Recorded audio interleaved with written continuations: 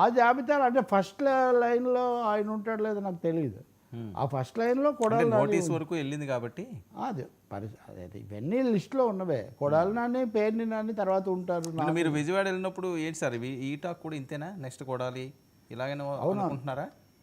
చెప్పే గుడివాడ వాస్తవ్యులు చాలా మంది అని అది కూడా చాలా అందులో పెద్ద సీక్రెట్. సో నాని కూడా ప్రిపేర్ అయిపోయి ఉన్నారు అనుకోవచ్చా? వాళ్ళు బాగా ప్రిపేర్డ్గా ఉన్నారు, బాగా ప్రిపేర్డ్గా ఉన్నారు. ఇంకా చాలా విషయాలు విన్నాను నేను. మీకు రెండో వైపు నుంచి మీకు చెప్పదలుచుకుంటే కనుక తెలుగుదేశం శిబిరంలో కూడా చాలా అసంతృప్తి, ఒక అన్రెస్ట్ ఏర్పడింది. నిన్న హఠాత్తుగా పోసాని నానిని అరెస్ట్ చేయడం కూడా ఈ శిబిరాన్ని కొంచెం శాంతపరచడానికే. అంటే జీవీ రెడ్డి రాజీనామా ఆ సందర్భంలో ఆయన చేసిన దాని మీద తెలుగుదేశం పార్టీలో రెండుగా అది విభజితమైంది. అవును, నేను మీకు చెప్పినట్టుగా మరీ అంత హడావుడి ఎందుకని భావించేవాళ్ళు ఒక సెక్షను, ఇంత మాటలు లోపల ఉన్నాడు బయటికి పోతున్నా కానీ వాళ్ళని ఎందుకు తప్పు పట్టట్లేదు అనేది ఒకటి. దీనితోడు ఎమ్మెల్సీ ఎన్నికలు కూడా వచ్చాయి.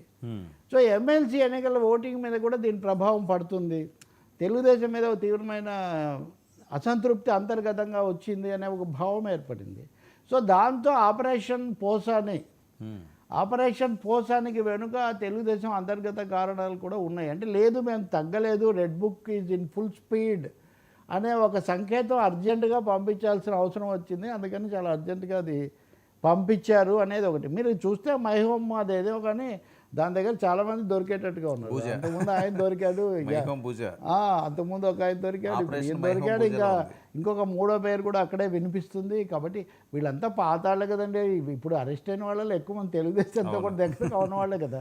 పోసాని కూడా చెప్తున్నాడు. పోసాని ఏమన్నాడు తెలుసా, 2019లో చంద్రబాబు ఓడిపోయాక మొదటిసారి వెళ్ళి పలకరించింది నేనే అంటున్నాడు.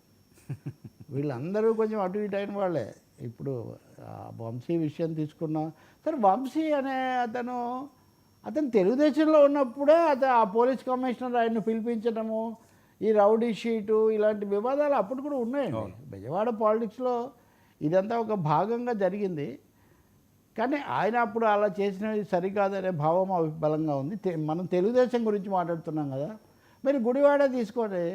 గుడివాడ వాళ్ళు తెలుగుదేశం వాళ్ళు ఏమంటారు, అంతకుముందు రావు వెంకటేశ్వరరావు ఎవరో చాలా గట్టిగా నిలబడి అన్నీ చేశాడు, తీరా అన్నీ అయిన తర్వాత పైనుంచి దిగినట్టుగా ఒక ఆయన దిగి ఎమ్మెల్యే అయిపోయాడు. గుంటూరు పోతే ఎవరో పెమ్మసాని వచ్చాడు. కాబట్టి తెలుగుదేశం శిబిరంలో కూడా అంతర్గతంగా అంతకుముందున్న పాత వాళ్ళు, కొత్త వాళ్ళు, నవయువకులు, లేదా ఇప్పుడు పైకి వస్తున్న యువ నాయకులు, సూపర్ సీనియర్లు, వీళ్ళ మధ్య ఒక వైరుధ్యం నడుస్తుంది. ఇది it's a fact of life. వీటన్నిటిని సర్దుబాటు చేయలేక చంద్రబాబు కొంత సతమతం అవుతున్నాడని ఒకటి అంటారు. ఈ మధ్యలో వస్తాడు జనసేన అని. జనసేన అని మొన్న గవర్నర్ ప్రసంగం ఆ రోజు మాట్లాడింది మనం చర్చించాం. కానీ రెండో రోజు ఆయన సభలో మాట్లాడుతూ ఒక మాట అన్నాడు, మాకు ఎన్ని గొడవలు ఉన్నా మేము కలిసి ఉంటాం 15 ఏళ్ళు అని. ఇందులో తెలుగుదేశం వైసీపీ వాళ్ళేమో 15 ఏళ్ళు కలిసి ఉంటాము, చూసారా మేము ఎప్పుడు చెప్తున్నాం అనేది వాళ్ళు నొక్కి చెప్తున్నారు. కానీ మాకేం గొడవలు లేవు, ఏదైనా చిన్న సమస్యలు ఉన్నా అవి చిన్నవి అనలేదు పవన్ కళ్యాణ్.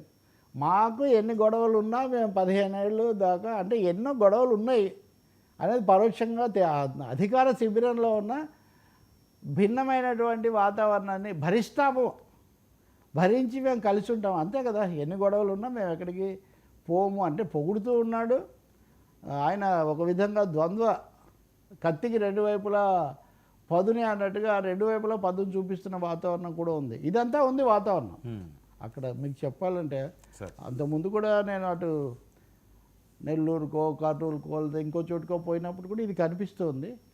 కొంత టెంపరమెంటల్ వాతావరణం, టెంపరేచర్ ఎక్కువగానే ఉంది. ఇప్పుడు ఎలాగో సమ్మర్ కదా. సరే, ఏంటి పోలీస్ కస్టడీలో వంశీ అసలు పదవి ఇవ్వట్లేదట. కస్టడీకి పిలిచినా 3 రోజులు అయిపోయినా ఏం అడిగినా నాకు తెలియదు, గుర్తులేదు, మర్చిపోయా అంటున్నాడట. ఏదో సినిమా డైలాగ్ చెప్పినట్టు. ఇది బాగా వైరల్ అవుతున్న అంశం. అదే అదుర్సు ఆయన తీసిన సినిమా లాగా ఉంది అంటున్నారు కదా ఇది.